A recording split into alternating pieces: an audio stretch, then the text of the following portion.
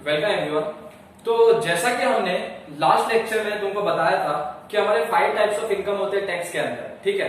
जब मैंने उसके प्रीवियस लेक्चर में तुमको बताया था कि income from salary, income from house property. मैं तुमको लिख के बताता हूँ कि पहला हमारा क्या था, income from salary, income from house property, फिर था income from business and profession, फिर था इनकम फ्रॉम कैपिटल गेन और फिर था इनकम फ्रॉम अदर सोर्सेस। तो मैंने तुमको बताया था 5 टाइप्स ऑफ इनकम है और हमने जो हमारा चैप्टर स्टार्ट किया था वो चैप्टर था हमारा इनकम फ्रॉम अदर सोर्स, जिसमें मैंने तुमको बताया था कि कुछ इनकम का शॉर्ट फॉर्म है। शॉर्ट फॉर्म क्या था, तो DW रामू फकीर जी, जिसमें मैंने तुमको शॉर्ट फॉर्म बताया था कि हमको ये DW रामू फकीर जी का पूरा फुल फॉर्म देखना है, मतलब ये सब कुछ इनकम है।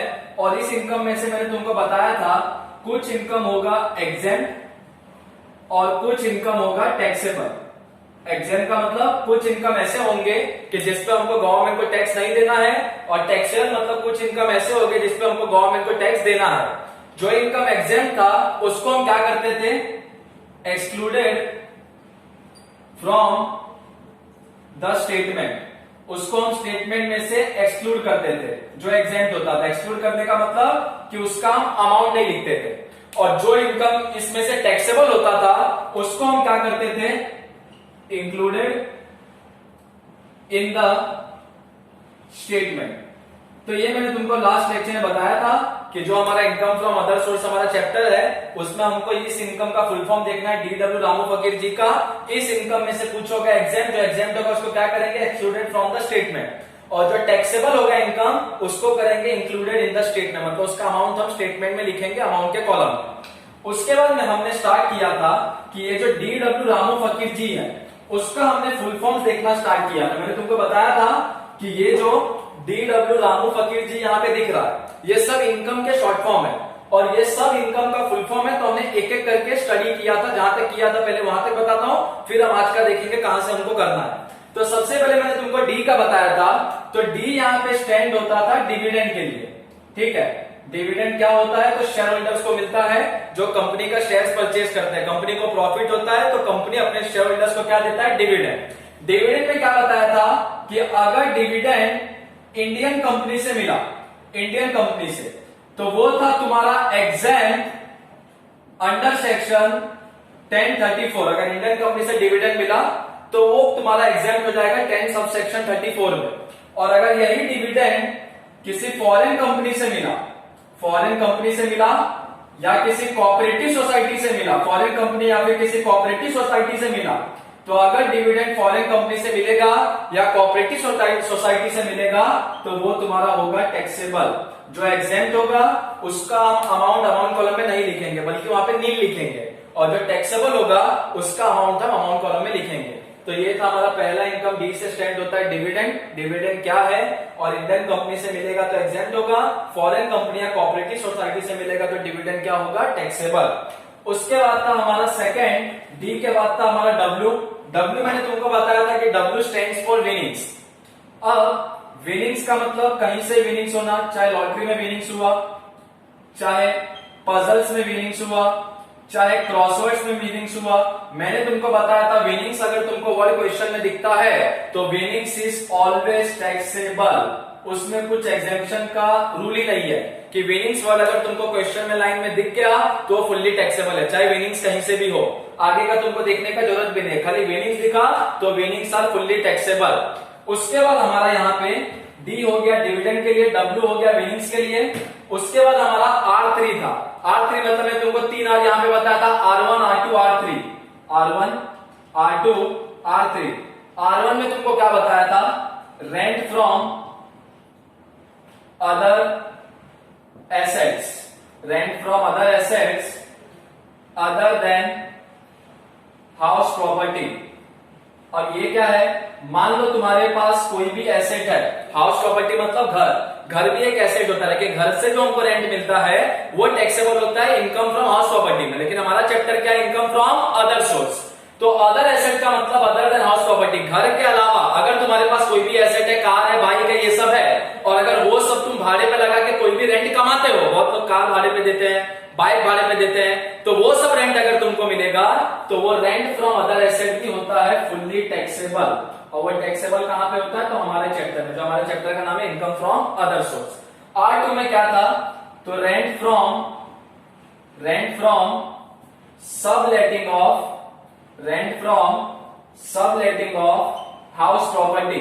मैंने तुमको बताया था लास्ट लेक्चर में भी, एक होता है घर को लेट आउट करना। जैसे मैं घर का मालिक हूं, तो मैं घर का मालिक हूं, मैं अगर किसी को भाड़े पे दूंगा टेनेंट को, तो इसको बोलते हैं लेट आउट करना। और जिसको मैंने भाड़े पे दिया वो आगे किसी और को भाड़े पे दे दिया, तो उसको बोलते हैं सबलेट करना।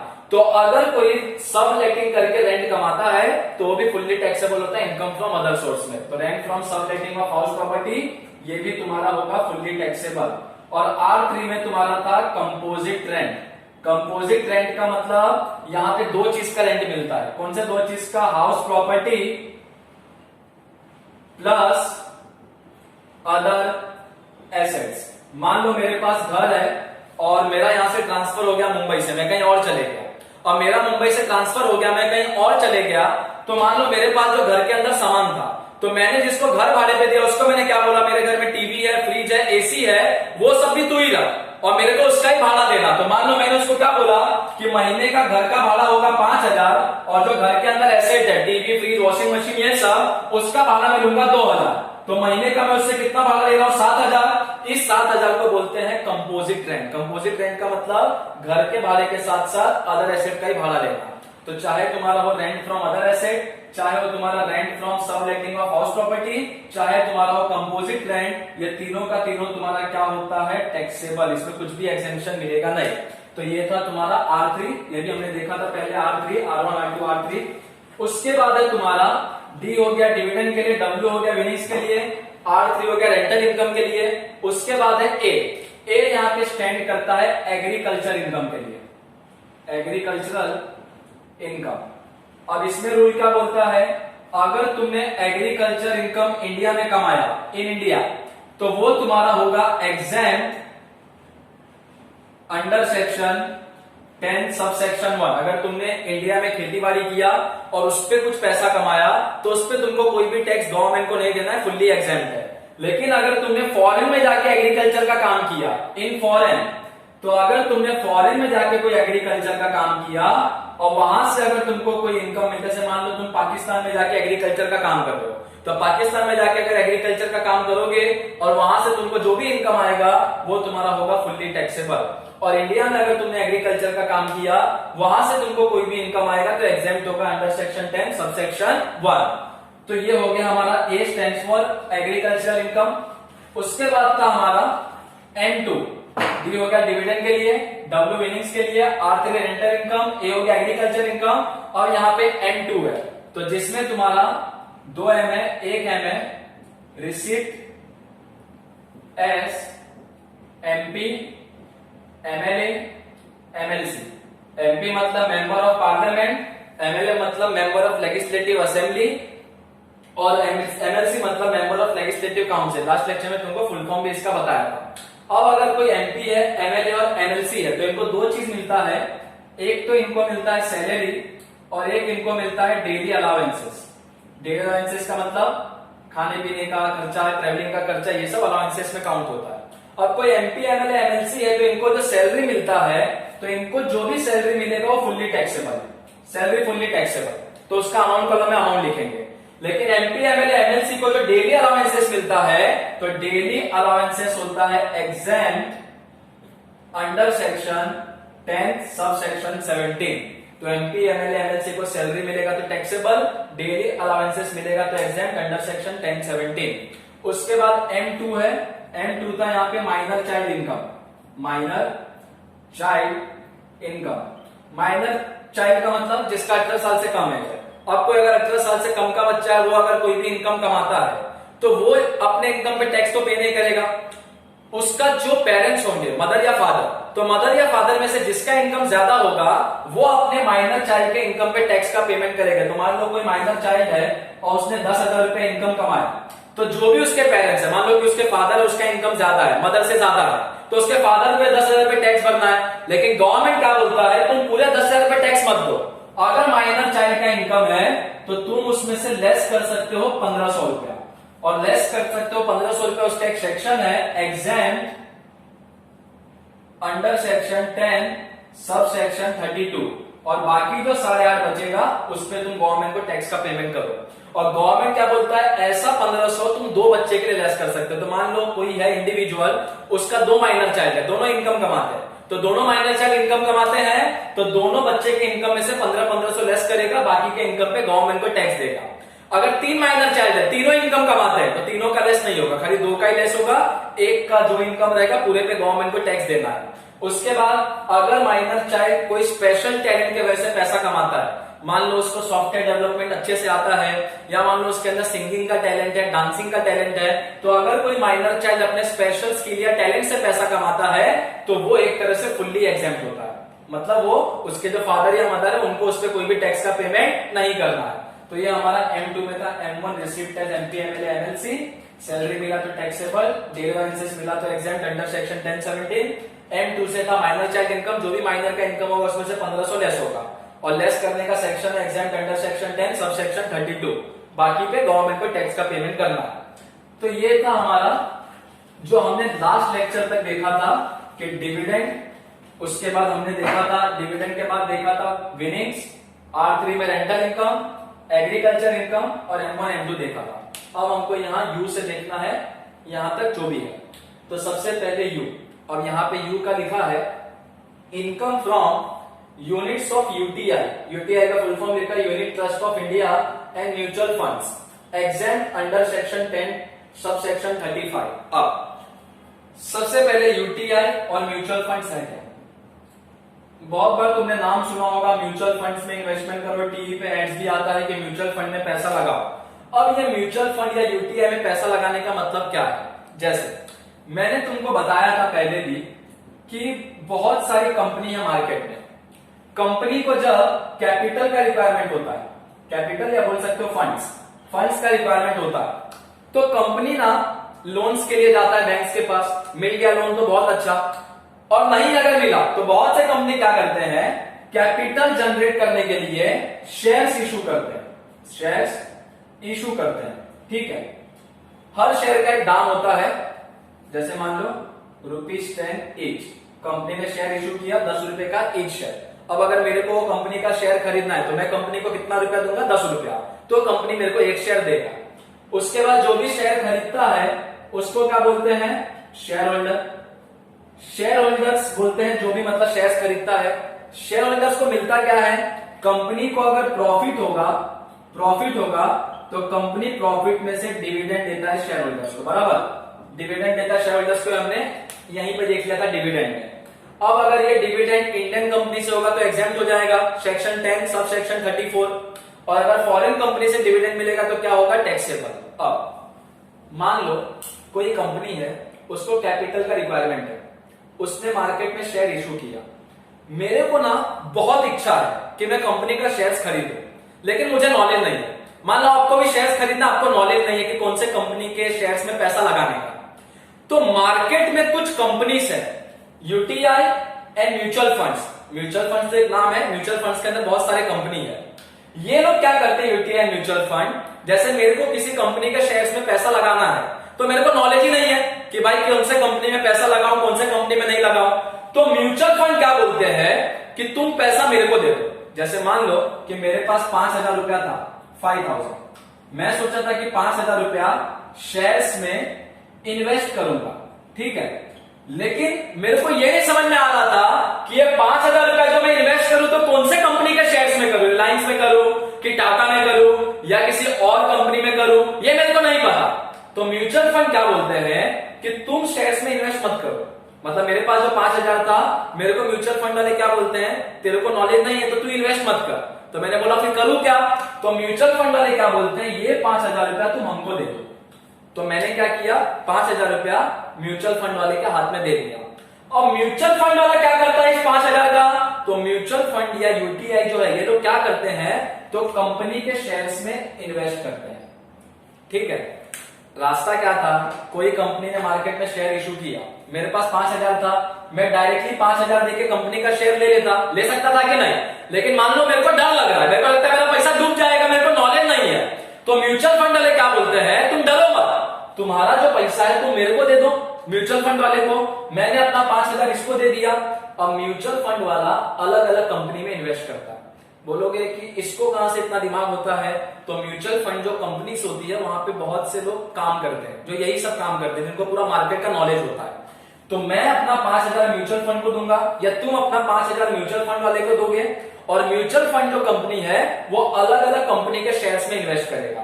तो जैसे मान लो कि म्यूचुअल फंड वाले ने इस कंपनी में इन्वेस्ट किया, जो भी ये कंपनी था, मान लो इस कंपनी का नाम था XYZ लिमिटेड। तो मान लो म्यूचुअल फंड वाले ने XYZ लिमिटेड में इन्वेस्ट किया। अब अगर XYZ लिमिटेड को प्रॉफिट होगा तो डिविडेंड देता है, तो XYZ लिमिटेड को जो प्रॉफिट होगा उसको जो डिविडेंड देगा, तो डिविडेंड हमको थोड़ी देगा। अरे मैं अगर डायरेक्ट इन्वेस्ट किया होता तो मेरे को देता, मैंने डायरेक्ट इन्वेस्ट किया क्या, मैंने पैसा किसको दिया, म्यूचुअल फंड को। म्यूचुअल फंड ने इन्वेस्ट किया तो XYZ लिमिटेड भी डिविडेंड किसको देगा, म्यूचुअल फंड को, और म्यूचुअल फंड वाला डिविडेंड किसको देगा, मेरे को। इसका मतलब क्या, ये म्यूचुअल फंड वाले एजेंट की तरह काम करते हैं। एजेंट मतलब बीच के लोग, कि मैंने अपना 5,000 इनके हाथ में दिया, इन्होंने इन्वेस्ट किया, जब यहां से डिविडेंड मिलेगा तो मेरे हाथ में डायरेक्ट नहीं आएगा, ये किसको देंगे, म्यूचुअल फंड वाले को, और म्यूचुअल फंड वाला किसको देगा, मेरे को। अब बोलोगे सर आपने पैसा म्यूचुअल फंड को दिया, म्यूचुअल फंड ने पूरा पैसा यहां पे डाल दिया, डिविडेंड भी कंपनी ने म्यूचुअल फंड वाले को दिया, म्यूचुअल फंड वाले ने पूरा पैसा आपको दे दिया, तो इनको भी पैसा मिला, इनको भी पैसा मिला, इसको क्या मिला, तो उसको मिलेगा कमीशन। क्या मिलेगा, कमीशन। अरे ये जो डिविडेंड है, डिविडेंड किसके हाथ में पहले आएगा, इनके हाथ में, फिर मेरे हाथ में आएगा। तो डिविडेंड जब इनके हाथ में आएगा तो ये उसमें से अपना कमीशन काट लेंगे, बाकी का पैसा मेरे को दे। जैसे मान लो XYZ लिमिटेड से इनको डिविडेंड आया 2,000, ठीक है, तो ये 2,000 रुपया पूरा मेरे को नहीं देंगे, मेरे को कितना देंगे, 1,800। जो 200 रुपया बच गया वो 200 रुपया किसका कमाई होता है, म्यूचुअल फंड का, या मान लो कि UTI का। तो UTI एंड म्यूचुअल फंड, तो मेरे को ये जो 1,800 रुपया मिला म्यूचुअल फंड से मिला ना, मैं ये नहीं बोलूंगा मेरे को कंपनी से मिला, मेरे को क्या मालूम, अरे मैंने अपना पैसा म्यूचुअल फंड को दिया, अब उसने पैसा कहां पे इन्वेस्ट किया, मेरे को क्या करना है, मेरे को मेरे 1,800 रुपए से मतलब, आगे चल के और भी आएगा, लेकिन मान लो मेरे को जो 1,800 मिला, तो ये 1,800 मेरे को कहां से मिला, म्यूचुअल फंड से। और गवर्नमेंट क्या बोलता है, अगर तुमको income from units of UTI मतलब unit trust of India mutual fund, अगर तुमको कोई भी पैसा UTI या म्यूचुअल फंड से मिलता है, जैसे मान लो मेरे को कितना रुपया मिला, 1,800 म्यूचुअल फंड से UTI से, तो गवर्नमेंट बोलता है अगर तुमको UTI से और म्यूचुअल फंड से कोई भी पैसा मिलेगा तो exempt under section 10 sub section 35, और एग्जेम्प्ट है तो इसके लिए यहाँ पे क्या लिखा है, मैंने तुमको बताया एग्जेम्प्ट इनकम होगा उसको स्टेटमेंट में क्या करेंगे, एक्सक्लूड, जो टैक्सेबल होता है उसको इंक्लूड करते हैं, तो हम यहाँ पे XX लिखते हैं, ठीक है। तो ये याद रखना, income from units of UTI mutual fund exempt under section 1035, अगर UTI या म्यूचुअल फंड से कोई भी पैसा मिला तो वो फुल्ली एग्जेम्प्ट होगा अंडर सेक्शन 10 सब सेक्शन 35। तो होप सो कि तुमको म्यूचुअल फंड्स का पूरा मीनिंग समझ में आ गया कि म्यूचुअल फंड है क्या। मैं फिर से थोड़ा शॉर्ट में बता देता हूँ। मान लो तुम्हारे पास कुछ पैसा है और तुमको कोई कंपनी के शेयर्स में पैसा लगाना है, लेकिन तुमको डर है कि मैं पैसा लगाऊंगा तो पैसा डूब ना जाए, तो तुमको म्यूचुअल फंड्स क्या बोलता है कि तुमको अगर डर है तो तुम तुम्हारा पैसा मेरे को दो, तो तुमने तुम्हारा पैसा किसको दिया, म्यूचुअल फंड को, और म्यूचुअल फंड वाले आगे जाके कंपनी में इन्वेस्ट करेंगे, फिर कंपनी अगर डिविडेंड देगा तो तुमको देगा डिविडेंड नहीं, वो डिविडेंड किसको देगा, म्यूचुअल फंड को, और म्यूचुअल फंड वाला उस डिविडेंड में से अपना कमीशन रखेगा। मान लो कंपनी ने म्यूचुअल फंड को 2,000 दिया तो पूरा 2,000 थोड़ी तुमको देगा, उसमें से मान लो 200 रुपया काट लिया कमीशन और बाकी 1,800 तुम्हारे हाथ में दिया। ये जो 1,800 तुम्हारे हाथ में आया तो ये क्या है, income from UTI and mutual fund, और कोई भी इनकम अगर UTI चाहे म्यूचुअल फंड से होता है तो वो एग्जेम्प्ट होता है अंडर सेक्शन 1035। तो याद रखना, क्वेश्चन में अगर दिया हो कि income from units of UTI and mutual fund it is fully exempt under section 10 sub section 35। तो ये था हमारा U के लिए। आगे हम देखते हैं इसके बाद का इनकम, U के बाद का। तो ये हमारा कंप्लीट है यहाँ पे U। तो DW रामू तक हो गया। उसके बाद अब फकीर पे आता है। तो पहला F2 का मतलब जैसे यहाँ पे R3 था तो 3 हमने देखा था, R1 R2 R3, यहाँ पे F2 है।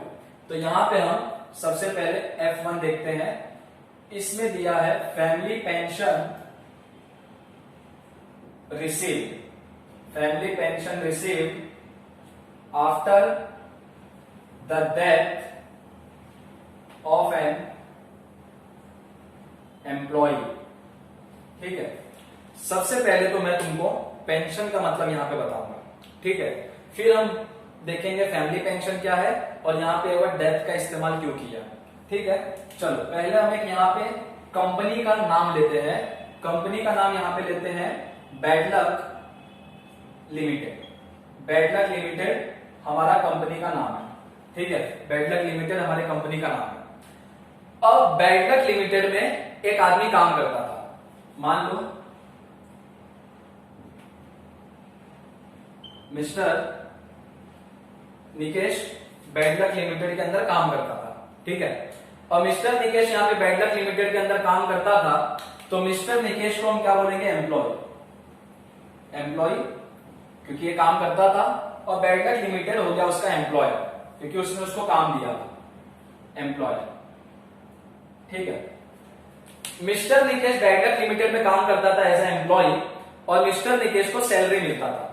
सैलरी कितना मिलता था, 15,000 पर मंथ, 15,000 रुपया पर महीना इसको इनकम आता था। हर एक एम्प्लॉय का एक एज होता है रिटायरमेंट का। ये नहीं कि तुम 80 साल के हो गए तो कंपनी तुमको अपने अंदर में रखेगा। एक एज होता है कि तुम 50 साल तक काम कर सकते हो, 55 साल तक काम कर सकते हो। तो मान लेते हैं कि जो मिस्टर निकेश है, जब इसका एज 60 ईयर्स हुआ, 60 ईयर्स जब इसका एज हुआ, मान लो काम तो बहुत पहले से करता था, जब 25 साल का था तब से ही काम करता था बैड लक लिमिटेड में, लेकिन जब 60 ईयर्स का हुआ मिस्टर निकेश, तो मिस्टर निकेश का हो गया रिटायरमेंट। रिटायरमेंट मतलब अब ये कंपनी में जाके बैड लक लिमिटेड में जाके काम नहीं कर सकता, रिटायरमेंट हो गया। तो मिस्टर निकेश जब 60 ईयर्स का हुआ तो उस समय इसका रिटायरमेंट हो गया। अब मिस्टर निकेश जब 60 साल का उसका रिटायरमेंट हो गया तो कंपनी ने क्या बोला बैड लक लिमिटेड ने कि देखो तुम्हारे पास काम करते हो, तुम्हारा पगार 15,000 था, अब तुम यहाँ पे रिटायर हो रहे हो तो हो सकता है कि तुम्हारे घर पे लिए कोई इनकम ना हो। रिटायरमेंट का बहुत से लोग का होता है कि इनकम बंद हो जाता है। तो कंपनी ने क्या बोला बैड लक लिमिटेड ने मिस्टर निकेश को, हम तुमको पेंशन देंगे। ठीक है, कितना देंगे, 2,000 पर मंथ। ठीक है, मिस्टर निकेश 60 इयर्स तक जब तक काम करता था महीने का 15,000 पगार लेता था, और जब इसका रिटायरमेंट हो गया 60 साल के बाद, अब इसको महीने का कितना मिलता है, 2,000। इसको बोलते हैं पेंशन। पेंशन मतलब रिटायरमेंट के बाद मिलता है। तुम जब तक काम करोगे तुमको क्या मिलेगा, सैलरी, और जब तुम रिटायर हो जाओगे कि जब तुमको ऑफिस में नहीं जाना है, कंपनी में नहीं जाना है, उसके बाद जो अमाउंट मिलेगा उसको बोलते हैं पेंशन। ठीक है, अब मिस्टर निकेश के हर महीने अकाउंट में 2,000 रुपया आता था एज अ पेंशन। मान लो 70 साल के एज में, 70 इयर्स में इसका डेथ हो गया। मिस्टर निकेश जब 70 साल का हुआ तो मर गया। 60 साल में रिटायरमेंट हुआ, जो 10 साल था, 10 साल तक हर महीने उसको 2,000 रुपया क्या आता था, पेंशन। 70 साल के एज में उसका डेथ हो गया। अब जब उसका डेथ हो गया, जब तक वो जिंदा था तो पेंशन उसके हाथ में आता था, मिस्टर निकेश के हाथ में। अब उसका डेथ हो गया तो कंपनी क्या बोलता है, मिस्टर निकेश का अगर डेथ हो गया तो हम पेंशन अब उसकी वाइफ को देंगे। किसको देंगे, उसकी वाइफ को। क्योंकि बहुत से कंपनी को लगता है कि ये जिंदा था तो अपने वाइफ का देखभाल रखता था, अब वो मर गया तो उसकी वाइफ को कौन देखभाल करेगा। तो कंपनी ने क्या डिसाइड किया, ये जो पेंशन 2,000 मिस्टर निकेश को देते थे, अब ये 2,000 रुपए पेंशन किसको देंगे, तो उसकी वाइफ को देंगे। ये जो 2,000 रुपए उसकी वाइफ को मिल रहा है, इसको बोलते हैं family pension receive after the death of an employee. मतलब जब एम्प्लॉई का डेथ हो गया तो डेथ होने के बाद उसके फैमिली को मिलने लगा। अरे जब तक मिस्टर निकेश जिंदा था तो ये पेंशन थोड़ी उसकी वाइफ को मिलता था, जब तक ये जिंदा था पेंशन किसको मिलता था, मिस्टर निकेश को। लेकिन जब मिस्टर निकेश का डेथ हो गया 70 साल की उम्र में, तब जाके जो ये पेंशन था किसको मिलने लगा, उसके वाइफ को। तो इसको बोलते हैं family pension receive after the death of an employee. तो ये तुमको समझ में आ गया होगा कि फैमिली पेंशन मतलब क्या। सबसे पहले पेंशन मतलब समझ में आया, जब तक हम काम करेंगे, मिस्टर निकेश काम करता था तो क्या मिलता था, सैलरी। जब रिटायर हुआ तो उसको क्या मिलने लगा, पेंशन। और जब तक वो जिंदा था पेंशन उसके हाथ में आता था, जब वो मर गया तो उसकी वाइफ को मिलने लगा, तो उसकी वाइफ को जब मिलने लगा तो उसको बोलते हैं family pension receive after the death of an employee. अब मिस्टर निकेश को पेंशन कितना मिल रहा था, 2,000 रुपए। ठीक है, तो ये हो गया फैमिली पेंशन रिसीव ठीक है, 2000 रुपये मिलने लगा। गवर्नमेंट क्या बोलता है, हमको ये पूरे 2000 रुपये टैक्स नहीं चाहिए, पूरे 2000 रुपये टैक्स नहीं चाहिए। अरे 2000 रुपया पर महीना हो गया, ठीक है, पर मंथ, तो साल का कितना हो गया, 2000 मल्टीप्लाई बाय 12 इक्वल टू 24,000, ठीक है, पूरे साल भर का हो गया। तो गवर्नमेंट क्या बोलता है कि हमको ये पूरे 24,000 पे टैक्स नहीं चाहिए जो पूरे साल भर का है। तो जब मिस्टर निकेश मर गया था तो उसकी वाइफ ने पूछा कि अगर आपको 24,000 पे नहीं चाहिए टैक्स तो आपको कितने पे चाहिए। तो गवर्नमेंट क्या बोलता है, ये 24,000 तो तुम्हारा इनकम हो गया, फैमिली पेंशन रिसीव्ड, बराबर, इसमें से लेस करो, लेस डिडक्शन अंडर सेक्शन 57, कुछ इसमें डिडक्ट कर लो। क्यों ऐसा कर रहा है गवर्नमेंट, गवर्नमेंट बोलता है एक तो उसका हस्बैंड मर गया, अब उसकी वाइफ को जो इनकम आ रहा है उस पर भी अगर मैं पूरा टैक्स ले लूंगा तो मैं उसका हेल्प कैसे कर रहा हूं। तो गवर्नमेंट बोलता है पूरे 24,000 रुपए मेरे को टैक्स नहीं चाहिए, तुम उसमें से लेस करो। तो ठीक है, तो उसकी वाइफ ने बोला कितना लेस करने का, तो गवर्नमेंट ने बताया है डिडक्शन अंडर सेक्शन 57 में 1/3 of actual amount, 1/3 of actual amount. 1/3 of actual amount का मतलब जितना अमाउंट मिला उसका 1/3 निकालो, कितना अमाउंट है उसका 24,000, तो 1/3 इंटू 24,000, 24,000 का 1/3 निकालोगे तो कितना होगा 8,000, 24,000 को डिवाइड बाय 3 करोगे तो 8,000 होगा। और गवर्नमेंट बोलता है maximum ₹15,000 which ever is less. Government क्या बोलता है 24,000 तुमको फैमिली पेंशन मिल रहा है, मेरे को पूरे पे टैक्स नहीं चाहिए, इसमें से लेस करो। अब उसकी वाइफ ने पूछा कितना लेस करो, तो गवर्नमेंट बोलता है 1/3 ऑफ एक्चुअल अमाउंट, कि जो भी अमाउंट मिला उसका 1/3 निकालो, तो अमाउंट कितना है 24 है, उसका 1/3 कितना होगा 8,000। फिर गवर्नमेंट बोलता है मैक्सिमम ₹15,000, मतलब अगर ये 15,000 से ऊपर भी हो जाता, 20 हो जाता, 30 हो जाता, 40 हो जाता, से मान लो ये 24 का जगह पे मैं कुछ और लेता हूँ, 24 के जगह पे मैं लेता हूँ 60,000, कि मान लो उसका इनकम था 60,000 फैमिली पेंशन से। अब तुम 60,000 का 1/3 अगर निकालोगे तो 60,000 का 1/3 60,000 का 1/3 निकालोगे तो कितना होगा 20,000। अरे बराबर, 60,000 डिवाइड बाय 3 होता है 20,000, तो तुम 60,000 का 1/3 निकालोगे 20,000, तो गवर्नमेंट बोलता है तुमको 20,000 लेस करने नहीं देंगे। गवर्नमेंट बोलता है 1/3 ऑफ एक्चुअल अमाउंट, जो भी तुम्हारा अमाउंट है उसका 1/3 निकालो। 24 है तो 24 डिवाइड बाय 3 करो, 60 है तो 60 डिवाइड बाय 3 करो, 40 है तो 40 डिवाइड बाय 3 करो। उसको कंपेयर करने का maximum ₹15,000 which ever is less. अब 20,000 और 15,000 में से लेस क्या है 15,000, तो गवर्नमेंट बोलता है अगर तुम्हारा 60,000 इनकम है तो 15,000 लेस करो, बाकी 45,000 पे तुम हमको टैक्स का पेमेंट करो, ठीक है। और इसके पहले जो हमने देखा था 24,000, तो 24,000 का 1/3 कितना हो रहा था, 24,000 का 1/3 कितना हो रहा था 8,000, अरे बराबर 8,000, और मैक्सिमम 15,000 था, तो 8,000 15,000 में से लेस क्या है 8,000 लेस है। तो गवर्नमेंट क्या बोलता है जो तुम्हारा इनकम है 24,000 उसमें से 8,000 लेस करो, तो 24 में से 8 चले जाएगा, कितना बचेगा 16,000, वो 16,000 पे हमको तुम टैक्स का पेमेंट कर दो। ये मैं तुमको डिटेल में बाद में फिर से दिखाऊंगा, डिडक्शन अंडर सेक्शन 57, ठीक है। अभी के लिए खाली इतना समझो कि family pension received after the death of an employee taxable, fully taxable. अभी के लिए ये समझो, ये जो डिडक्शन है 1/3 of actual amount maximum ₹15,000 which ever is less, ये मैं तुमको बाद में दिखाऊंगा। ये मैंने इसलिए बता दिया कि तुमको दिमाग में आगे चल के रहेगा।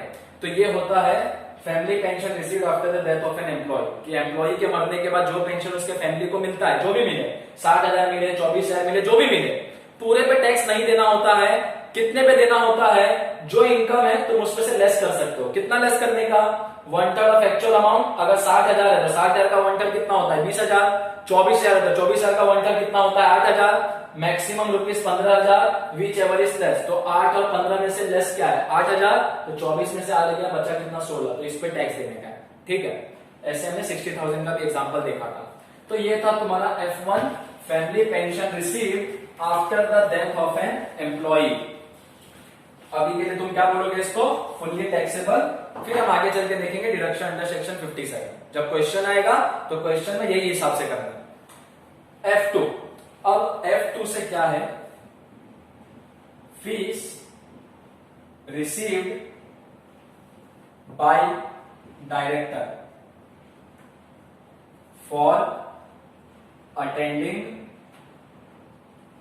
Board meeting. डायरेक्टर ये कौन होते हैं, अब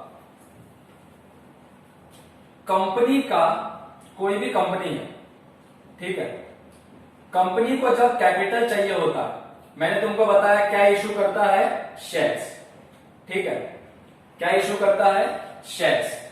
जो शेयर्स को परचेस करता है, जो भी शेयर्स को परचेस करता है उसको हम क्या बोलते हैं, शेयर होल्डर।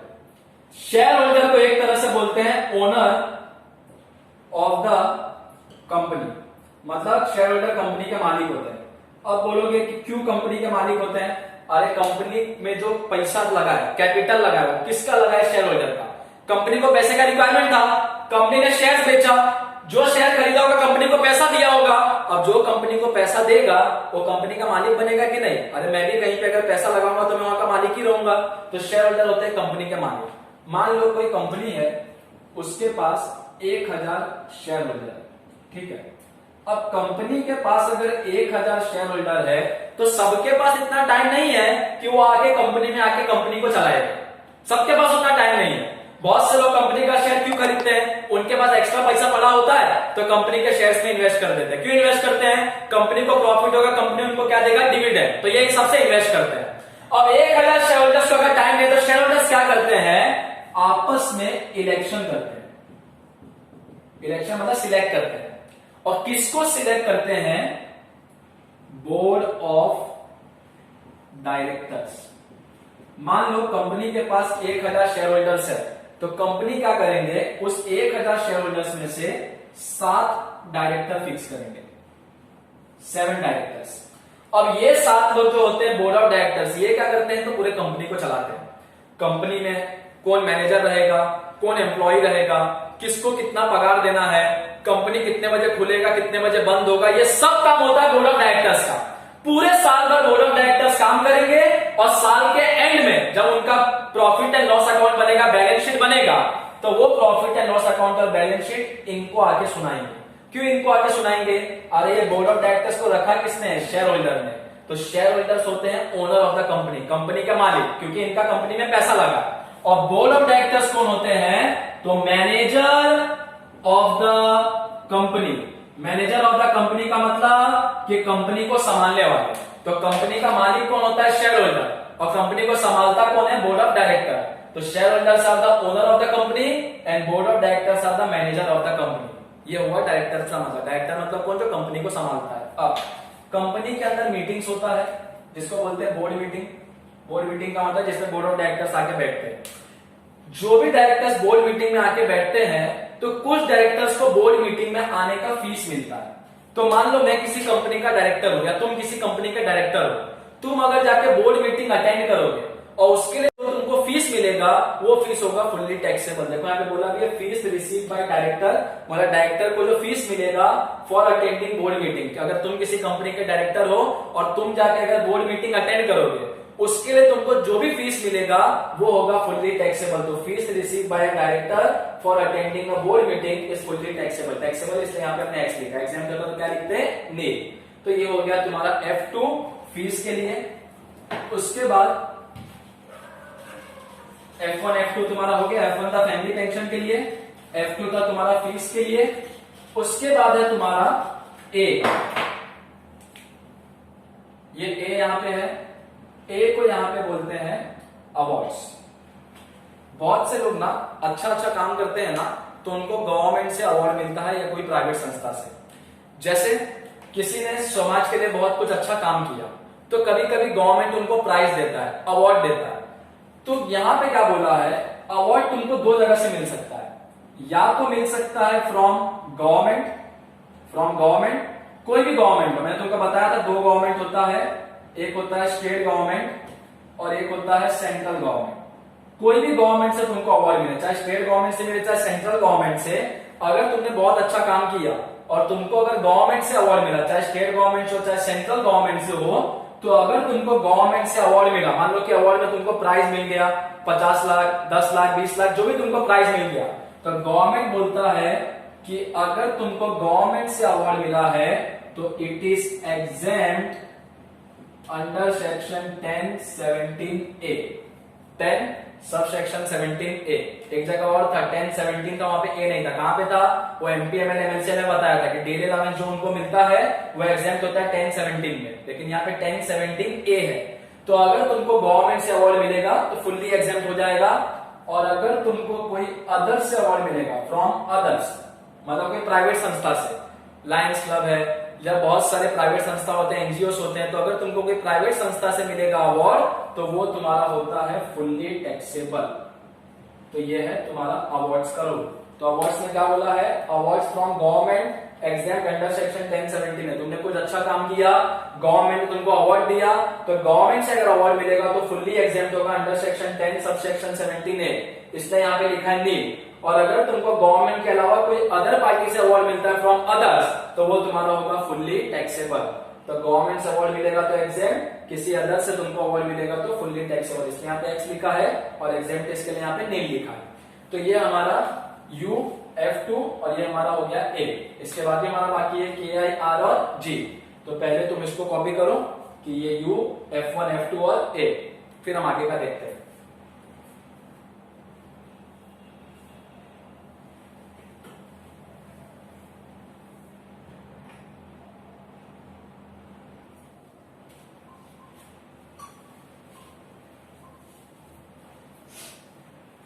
चलो, तो इसके पहले हमने यहां तक देखा DW रामू और F और A तक हमने देखा अवार्ड्स तक। अब हम इसके बाद से देखते हैं K से।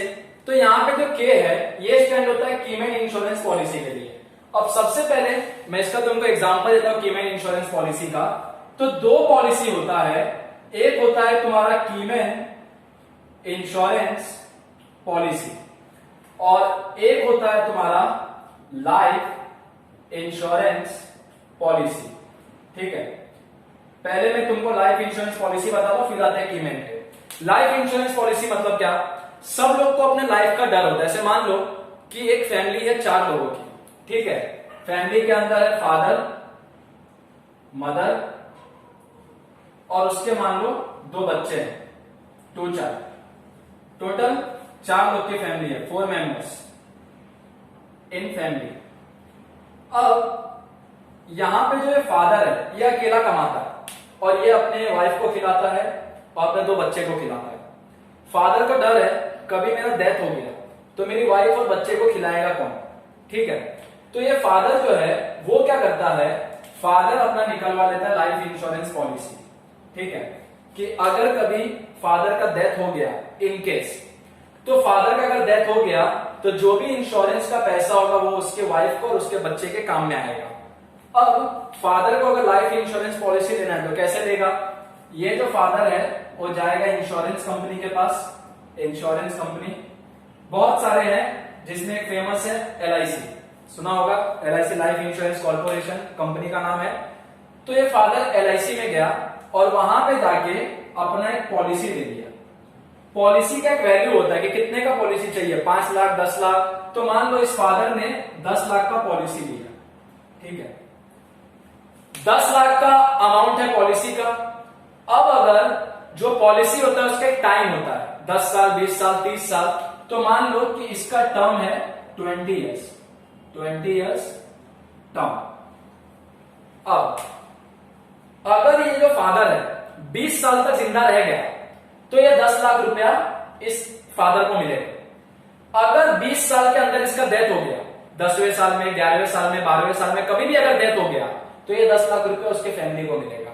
अब तुम्हारा ये होगा कि सर ये गया इंश्योरेंस कंपनी के पास, अपना पॉलिसी ले लिया, पॉलिसी 10 लाख का था, टर्म था 20 साल का। आप बोलते हो 20 साल जिंदा रहेगा तो 10 लाख इसको मिलेगा और अगर ये मर गया तो इसके फैमिली को मिल जाएगा। जब मर गया तब भी मिल जाएगा, 10वें साल में मर गया तो तब भी इसके फैमिली को मिल जाएगा, ठीक है। अब बोलोगे सर कंपनी फ्री में देगा क्या? नहीं, अगर ये फादर अपना पॉलिसी लेता है तो पॉलिसी का प्रीमियम भरना होगा। प्रीमियम होता है 1500, 2000, 5000, जो भी प्रीमियम हो। कोई कोई महीने महीने प्रीमियम भरता है, कोई 3-3 महीने पे भरता है, कोई 6-6 महीने में भरता है। तो ये जो फादर है जब तक जिंदा रहेगा प्रीमियम भरते रहेगा। प्रीमियम किसको भरते रहेगा? LIC को। और 20 साल तक अगर ये जिंदा रह गया तो ये जो 10 लाख रुपया है फादर को मिलेगा और अगर बीच में इसका डेथ हो गया 5वें साल हो गया, 7वें साल हो गया, 10वें साल हो गया, तो ये तो जिंदा रहेगा नहीं पैसा लेने के लिए। पैसा किसको मिलेगा? मदर को या उसके बच्चे को, जो भी ये 10 लाख रुपया है। तो इसको बोलते हैं लाइफ इंश्योरेंस पॉलिसी। और लोग लाइफ इंश्योरेंस पॉलिसी क्यों लेते हैं? To secure the life. Secure life इसका अपना नहीं, इसको कुछ हो जाएगा तो इसको डर है कि इसके बीवी बच्चे का क्या होगा, इसलिए इसने लाइफ इंश्योरेंस पॉलिसी लिया। अगर ये जिंदा रह गया पूरे टर्म तक तो ये पूरा का पूरा पैसा इसको मिलेगा, ठीक है। तो अगर ये 20 साल तक जिंदा रह गया और 10 लाख रुपया इसको मिलेगा फादर को, तो इसको बोलते हैं amount received on maturity. Maturity का मतलब कि फादर ने 20 साल का पॉलिसी लिया था, 20 साल कंप्लीट हो गया और 20 साल कंप्लीट होने के बाद 10 लाख किसको मिला? फादर को। उसको बोलते हैं अमाउंट रिसीव्ड ऑन मैच्योरिटी। और गवर्नमेंट क्या बोलता है, अगर तुमने लाइफ इंश्योरेंस पॉलिसी लिया है और उसके मैच्योरिटी पे तुमको अगर पैसा मिलता है, जैसे देखो यहाँ पे लिखा है amount receive from life insurance policy on maturity, मतलब अगर तुमने 20 साल का पॉलिसी लिया और 20 साल तक तुम जिंदा रह गए, जैसे फादर ने 20 साल का पॉलिसी लिया और 20 साल अगर जिंदा रह गया तो ये 10 लाख रुपए किसको मिलेगा? फादर को। तो गवर्नमेंट बोलता है amount received on maturity of life insurance policy, कि अगर तुमने लाइफ इंश्योरेंस पॉलिसी लिया और उसके मैच्योरिटी पे amount receive from life insurance policy on maturity, उसके मैच्योरिटी पे जो भी पैसा मिलेगा is exempt under section 10 subsection 10D। तो लाइफ इंश्योरेंस पॉलिसी क्यों लेते हैं? अपने लाइफ को सिक्योर करने के लिए, फैमिली के लाइफ को। हर लाइफ इंश्योरेंस पॉलिसी का एक टर्म होता है, अगर वो टर्म तक ये जिंदा रह गया जो पॉलिसी लेता है तो वो पैसा उसको मिलेगा, और अगर वो मर गया तो पैसा उसकी वाइफ को और बच्चे को मिलेगा।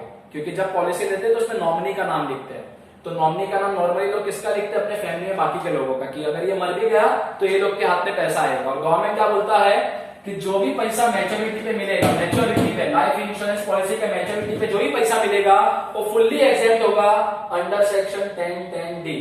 तो ये हो गया लाइफ इंश्योरेंस पॉलिसी। तो समझ में आया? लाइफ इंश्योरेंस पॉलिसी कोई भी क्यों लेता है? अपने लाइफ को सिक्योर करने के लिए, और उसके मैच्योरिटी पे जो भी पैसा मिलेगा amount receive from life insurance policy on maturity is exempt under section 10 subsection 10D, ठीक है। तो ये हो गया लाइफ इंश्योरेंस पॉलिसी। अब लाइफ इंश्योरेंस पॉलिसी तो तुमको समझ में आ गया कि लोग अपने फैमिली के लाइफ को प्रोटेक्ट करने के लिए लेते हैं। अब मैं समझाता हूं तुमको keyman insurance policy. Keyman insurance policy बड़ी बड़ी कंपनी है, चलो एक एग्जांपल लेते हैं, रिलायंस लिमिटेड। रिलायंस लिमिटेड का मेन चीज क्या है? तो मुकेश अंबानी मेन आदमी। जो भी बिजनेस है रिलायंस कंपनी का फेस है, फेस कौन है? मुकेश अंबानी।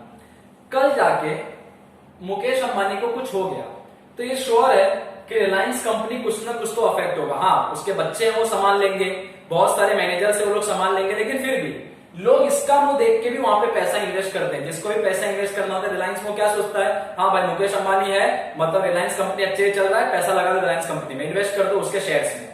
मुकेश अंबानी को अगर कुछ हो गया तो जाहिर सी बात है बहुत से लोग कंपनी में से पैसा निकाल लेंगे, क्योंकि उनको इस पे भरोसा है। बहुत से जगह पे होता है कि एक ही आदमी भरोसा होता है, वो जब तक है तो ठीक, वो नहीं है तो फिर खत्म। तो मुकेश अंबानी जब तक था तो बहुत से लोग ने रिलायंस लिमिटेड में पैसा लगाया।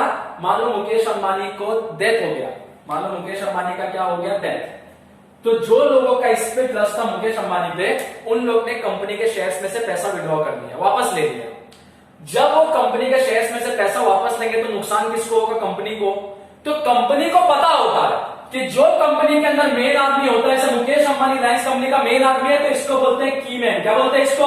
कीमैन। और कंपनी को ये पता होता है कि जब उस कीमैन को कुछ होगा, रिलायंस कंपनी का कीमैन कौन है? मुकेश अंबानी। तो उसको पता है कि जब ये कीमैन को कुछ होगा तो कंपनी को नुकसान होगा, और जब कंपनी को नुकसान होगा तो उसकी भरपाई कौन करेगा? तो कीमैन इंश्योरेंस पॉलिसी। हर कंपनी के अंदर जो कीमैन होता है, कीमैन मतलब वहां का मेन आदमी, तो कंपनी क्या करता है? उस मेन आदमी के नाम पे पॉलिसी लेता है। और वो छोटा मोटा पॉलिसी नहीं होता, वो पॉलिसी का अमाउंट बहुत बड़ा होता है, करोड़ों में उसका अमाउंट होता है। तो उससे होगा क्या कि कल जाके मान लो रिलायंस लिमिटेड ने मुकेश अंबानी के नाम पे जाके पॉलिसी लिया, पॉलिसी का नाम क्या था? Keyman insurance policy. क्यों? क्योंकि मुकेश अंबानी रिलायंस का क्या है? कीमैन, एक इंपॉर्टेंट इंसान है। और अगर मुकेश अंबानी का कल जाके डेथ होता है, तो जब मुकेश अंबानी का डेथ होगा कंपनी को लॉस होगा। क्यों लॉस होगा? बहुत से लोग वहां से विड्रॉ कर लेंगे शेयर्स में पैसा। तो मुकेश अंबानी का जब डेथ होगा कीमैन मैन का डेथ होगा तो कंपनी को लॉस होगा, वो लॉस का भरपाई कहां से होगा, तो की मैन इंश्योरेंस पॉलिसी से। मुकेश अंबानी का डेथ होगा, जो भी इसके नाम का पॉलिसी होगा की मैन इंश्योरेंस पॉलिसी, उस पॉलिसी का पैसा किसको मिल जाएगा, रिलायंस लिमिटेड को। तो रिलायंस लिमिटेड को अगर नुकसान होगा मुकेश अंबानी के मरने से, कीमैन के मरने से, तो इसके लिए वो लोग पहले से प्रोविजन करके रखते हैं, इसको बोलते हैं कीमैन इंश्योरेंस पॉलिसी। और बोला क्या यहाँ पे, कीमैन इंश्योरेंस पॉलिसी का कोई भी पैसा मिलेगा तो फुल्ली टैक्सेबल। तो दो पॉलिसी होता है, keyman insurance policy to secure business, business को बचाने के लिए किया था कीमैन इंश्योरेंस पॉलिसी। मैंने तुमको बताया रिलायंस लिमिटेड का मेन आदमी कौन है, मुकेश अंबानी, उसको कुछ होगा तो बिजनेस अफेक्ट होगा, तो बिजनेस को बचाने के लिए रिलायंस लिमिटेड मुकेश अंबानी के नाम का क्या लेगा, पॉलिसी। तो कल जाके अगर इसको कुछ हो भी गया और कंपनी को अगर कुछ लॉस होगा तो कीमैन इंश्योरेंस पॉलिसी का पैसा कंपनी को मिलेगा। तो कीमैन इंश्योरेंस पॉलिसी जो भी पैसा मिलता है क्या होता है, फुल्ली टैक्सेबल। और लाइफ इंश्योरेंस पॉलिसी का भी तुमको बताया, ये लाइफ को बचाने के लिए किया जाता है। और amount received from life insurance policy on maturity, मतलब इसके मैच्योरिटी पे, लाइफ इंश्योरेंस पॉलिसी के मैच्योरिटी पे, मैच्योरिटी मतलब जो भी उसका टर्म है 10 साल 20 साल, उसके मैच्योरिटी पे जो भी पैसा मिलेगा लाइफ इंश्योरेंस पॉलिसी से, वो हो जाएगा exempt under section 10 sub section 10D। तो ये था तुम्हारा के लिए। उसके बाद है तुम्हारा नेक्स्ट आई। आई से हमने तुमको क्या दिया है, इंटरेस्ट इनकम। इंटरेस्ट इनकम का मतलब ब्याज से पैसा कमाना। बहुत से लोगों के पास पैसा होता है तो वो लोग क्या करते हैं, ब्याज पे पैसा लगाते हैं, ठीक है। अब ब्याज पे लगाने का मतलब ये नहीं कि अपने आसपास के किसी लोग को पैसा दिया उसी को बोलते हैं ब्याज पे देना। ब्याज पे पैसा लगाने के बहुत से तरीके हैं। गवर्नमेंट ने कुछ ऐसे स्कीम्स बताए, स्कीम गवर्नमेंट बोलता है अगर तुम वो सब स्कीम में पैसा इन्वेस्ट करोगे, मतलब जो भी गवर्नमेंट का स्कीम है, तो गवर्नमेंट बोलता है अगर तुम हमारे स्कीम में पैसा इन्वेस्ट करोगे तो हम तुमको ब्याज भी देंगे और वो ब्याज पे तुमको कोई टैक्स भी नहीं देना है। तो देखो मैंने यहाँ पे इंटरेस्ट इनकम के बगल में लिखा है नोट नंबर 1। क्यों लिखा है नोट नंबर 1, हम स्कॉलर डीप में पढ़ने वाले नोट नंबर 1 में जब हमारा स्टेटमेंट हो जाएगा यहां तक जी तक, तो फिर हम नोट नंबर 1 बनाएंगे, वहां पे इसको डीप में पढ़ेंगे। अभी मैं तुमको ऊपर ऊपर से बताता हूँ इंटरेस्ट इनकम। यहाँ पे देखो एक नाम लिख रहा है GNPT PKRC, जैसे यहाँ पे था देखो DW रामो फकीर जी, हम इसका फुल फॉर्म देख रहे हैं ना, यहाँ तक हमने किए तक देख लिया, अभी हम आई पे हैं, तो उसी तरीके से इसका भी हमको फुल फॉर्म देखना है, गणपत PKRC। और इसका फुल फॉर्म हम कहाँ पे देखेंगे, नोट नंबर 1 में हम बनाएंगे, स्टेटमेंट के बाद हम नोट नंबर 1 भी बनाएंगे। तो नोट नंबर 1 में हम इसका फुल फॉर्म देखेंगे। गवर्नमेंट क्या बोलता है, अगर तुम ये सब जगह पे पैसा इन्वेस्ट करोगे, ये सब गवर्नमेंट के स्कीम्स के नाम है, गवर्नमेंट बोलता है अगर तुम ये सब जगह पे पैसा इन्वेस्ट करोगे, मान लो गणपत PKRC में से मैं तुमको पहला बताता हूं, गोल्ड डिपॉजिट बॉन्ड्स, ऐसे सबका नाम है, मैं तुमको जी से बता रहा हूं, गोल्ड डिपॉजिट बॉन्ड। गवर्नमेंट क्या बोलता है, तुम्हारे पास पैसा है, तुम गोल्ड डिपॉजिट बॉन्ड में इन्वेस्ट करो। तो मान लो एक इंडिविजुअल था मिस्टर एक्स, मिस्टर एक्स ने गोल्ड डिपॉजिट बॉन्ड में 10,000 रुपए इन्वेस्ट कर दिया, 10,000। गवर्नमेंट क्या बोलता है, तुमने इसमें इन्वेस्ट किया तो फ्री में तो कोई इन्वेस्ट करेगा नहीं, गवर्नमेंट ने इसको ब्याज दिया। ब्याज कितना दिया, तो गवर्नमेंट ने मिस्टर एक्स को 500 रुपया इंटरेस्ट दिया।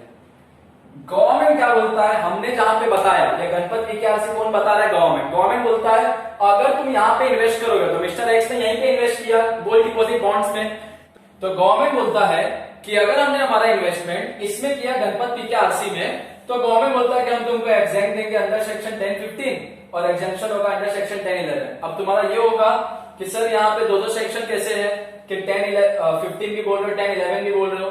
तो गवर्नमेंट का जो ये जो गवर्नमेंट अपने स्कीम्स के नाम दिया गणपत PKRC, तो मैंने तुमको बताया है कि यहाँ पे हम नोट नंबर 1 एक बनाएंगे, जब अपना स्टेटमेंट हो जाएगा, हमारा स्टेटमेंट कहां तक है, जी तक, तो उसके बाद हमारा नोट नंबर 1 बनेगा, उसमें हमको ये सबका फुल फॉर्म देखना है गणपत PKRC का कि ये सब क्या नाम है। और गवर्नमेंट बोलता है कि अगर तुम ये सब में इन्वेस्टमेंट करोगे, जैसे यहाँ पे हमने एग्जांपल लिया कि मिस्टर एक्स ने गोल्ड डिपॉजिट बॉन्ड में इन्वेस्टमेंट किया, तो मिस्टर एक्स ने कितना इन्वेस्ट किया था, 10,000, मिस्टर एक्स को ब्याज कितना मिला, 500 रुपया।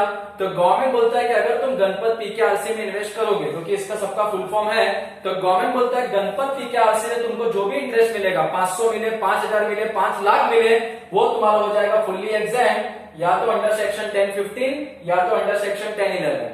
ये जो गणपत PKRC है, इसमें से एक ऐसा स्कीम है कि जिसमें एग्जेम्प्ट मिलेगा 1011 में, बाकी सब में एग्जेम्पशन मिलेगा 1015 में। तो तो ये हमको देखना क्या है, तो हम देखेंगे नोट नंबर 1 में कि इसका फुल फॉर्म क्या है, इसमें से किस किस का एग्जामिशन मिलेगा 10-15 में और किसका एग्जामिशन मिलेगा 10-11 में। तो फिलहाल के लिए कि गणपत पीकेआरसी में अगर तुम इन्वेस्ट करते हो वहां से तुमको जो भी इंटरेस्ट मिलेगा वो होगा फुल्ली एग्जेम्प्ट, इसलिए अमाउंट कॉलम में यहाँ पे क्या लिखा है, नील।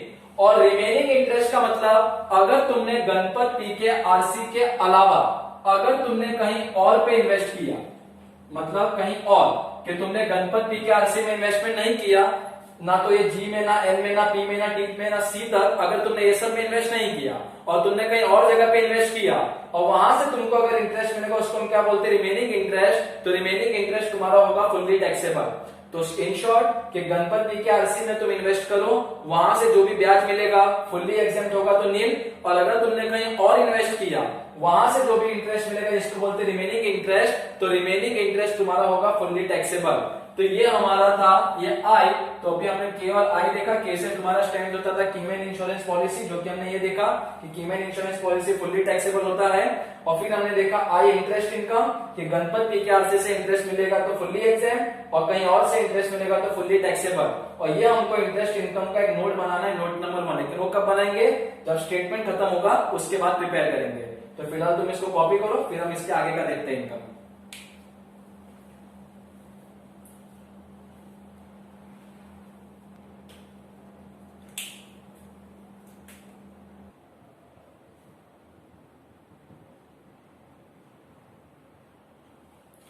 चलो, तो अभी हमने यहां तक आई तक देखा था, इंटरेस्ट इनकम तक। अब हम R2 पे आते हैं। R2 मतलब फिर से यहाँ पे दो का R1 R2।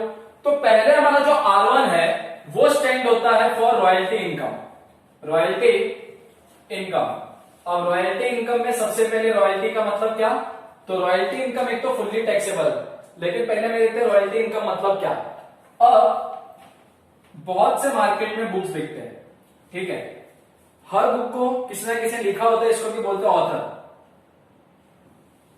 ऑथर बुक को लिखता है, ठीक है, तो जो ही बुक को लिखेगा उसको हम क्या बोलते हैं, ऑथर। अब मान लो किसी ऑथर ने कोई बुक लिखा है, ठीक है, तो ऑथर ने अपना कोई बुक लिखा किसी भी सब्जेक्ट के ऊपर। अब ये ऑथर जब बुक लिखता है तो बुक होता है पब्लिश, कि बुक को पब्लिश करना होता है। पब्लिश करने के लिए अलग अलग पब्लिकेशन हाउसेस होते हैं कि जिससे बुक पब्लिश किया जाता है।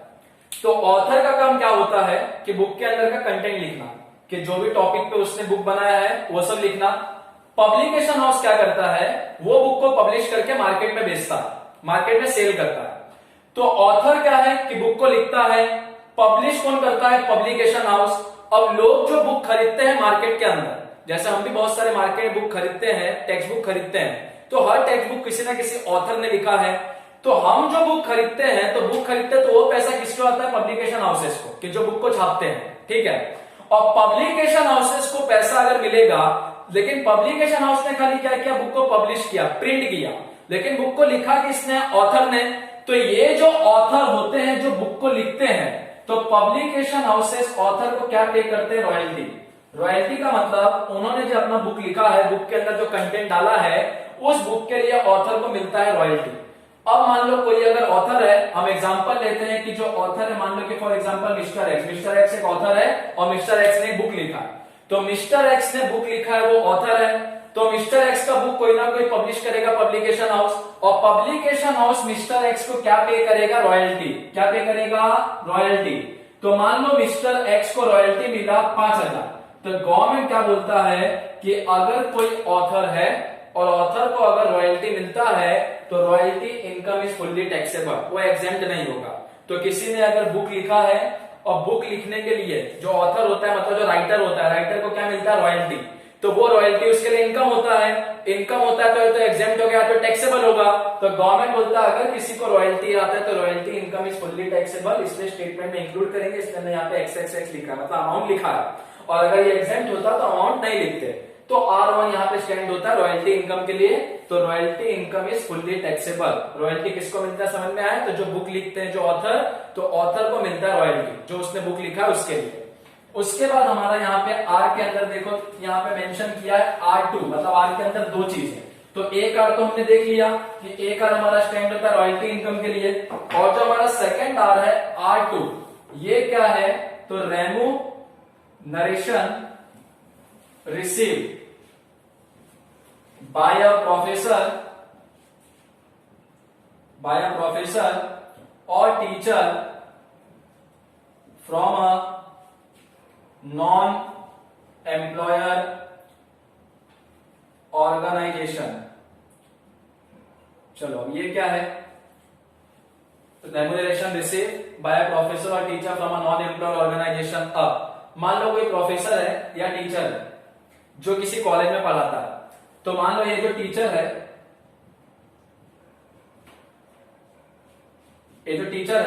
मान लो कि ये टीचर पढ़ाता है केईएस कॉलेज करके है, उसमें ये टीचर टीच करता है, ठीक है। तो ये टीचर केईएस कॉलेज में टीच करता है, तो केईएस कॉलेज ने टीचर को काम दिया, तो टीचर जो है केईएस कॉलेज क्या हो गया, एम्प्लॉयर, कि उसने काम दिया, और जो टीचर है वो कौन है, तो एम्प्लॉय। कहां का, केईएस कॉलेज का। ये टीचर जाके केईएस कॉलेज में पढ़ाता है और महीने के अंत में केईएस कॉलेज ये टीचर को सैलरी देता है, मान लो 30,000 पर मंथ, 30,000 रुपया इस टीचर को केईएस कॉलेज से मिलता है। ये जो 30,000 है ये सैलरी के रूप में टीचर को मिल रहा है, तो ये टैक्सेबल होगा इनकम फ्रॉम सैलरी में। हमारा एक इनकम का हेड में तुमको बताया था, पहला इनकम फ्रॉम सैलरी। तो ये होता है कि salary received from an employer organisation. Employer मतलब ये टीचर एम्प्लॉय है, केईएस कॉलेज कौन है, एम्प्लॉयर। तो एम्प्लॉयर से जो पैसा मिलता है उसको बोलते हैं सैलरी। तो एम्प्लॉयर से अगर कोई भी पैसा मिलता है एम्प्लॉय को, केईएस कॉलेज एम्प्लॉयर है, टीचर एम्प्लॉय है, तो एम्प्लॉयर से अगर कोई भी पैसा मिलता है एम्प्लॉय को तो टैक्सेबल होता है इनकम फ्रॉम सैलरी में। अब मान लो यही जो टीचर है ये केईएस कॉलेज के अलावा किसी क्लासेस में पढ़ाता है, ठीक है, कहीं क्लासेस में टीच करता है, या मान लो क्लासेस में टीच नहीं करता है, इससे ही बेटर मान लो कि ये जो टीचर है ये कहीं पे जाके गेस्ट लेक्चर दिया। गेस्ट लेक्चर का मतलब मान लो कि टीचर का मार्केट में बहुत नाम था, इसको लोग जानते थे कि ये टीचर केईएस कॉलेज में बहुत अच्छा पढ़ाता है, तो इसको मान लो किसी अदर कॉलेज वाले ने गेस्ट लेक्चर के लिए बुलाया। गेस्ट लेक्चर मतलब एक दो लेक्चर लेने के लिए बुलाया कि तुम आओ हमारे बच्चे का भी तुम लेक्चर्स लो, हमारे कॉलेज के स्टूडेंट्स का। तो ये जो टीचर है गेस्ट लेक्चर लेने के लिए किसी और कॉलेज में गया। मान लो कि ये जिस कॉलेज में गया उसका नाम था डालमिया कॉलेज। अब मान लो कि ये जो टीचर है ये केईएस कॉलेज में काम करता था, तो केईएस कॉलेज कौन था, एम्प्लॉयर, टीचर वहां का क्या था, एम्प्लॉय।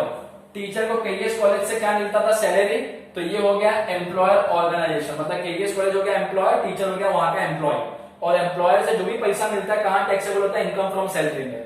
यही टीचर मान लो डालमिया कॉलेज में गया गेस्ट लेक्चर लेने के लिए, क्या लेने के लिए, गेस्ट लेक्चर। अब ये टीचर गेस्ट लेक्चर फ्री में नहीं लेगा, मान लो डालमिया कॉलेज ने इस टीचर को 2,000 रुपया दिया एक लेक्चर लेने का। अब डालमिया कॉलेज ने इस टीचर को 2,000 रुपया दिया गेस्ट लेक्चर लेने का, तो ये जो 2,000 रुपया इस टीचर को मिला ये मिला नॉन एम्प्लॉयर ऑर्गेनाइजेशन से। अरे ये खाली गेस्ट लेक्चर लेने को गया था, मतलब एक दो दिन लेक्चर लेने को गया था डालमिया कॉलेज, तो एक दो दिन अगर कहीं पे जाएंगे तो उसको एम्प्लॉयर या एम्प्लॉय नहीं बोलेंगे। जहां पे रेगुलर जाते हैं, जैसे यहाँ पे टीचर रेगुलर कहां जाता था, केईएस कॉलेज में, तो केईएस कॉलेज का एम्प्लॉयर, टीचर कौन था, एम्प्लॉय।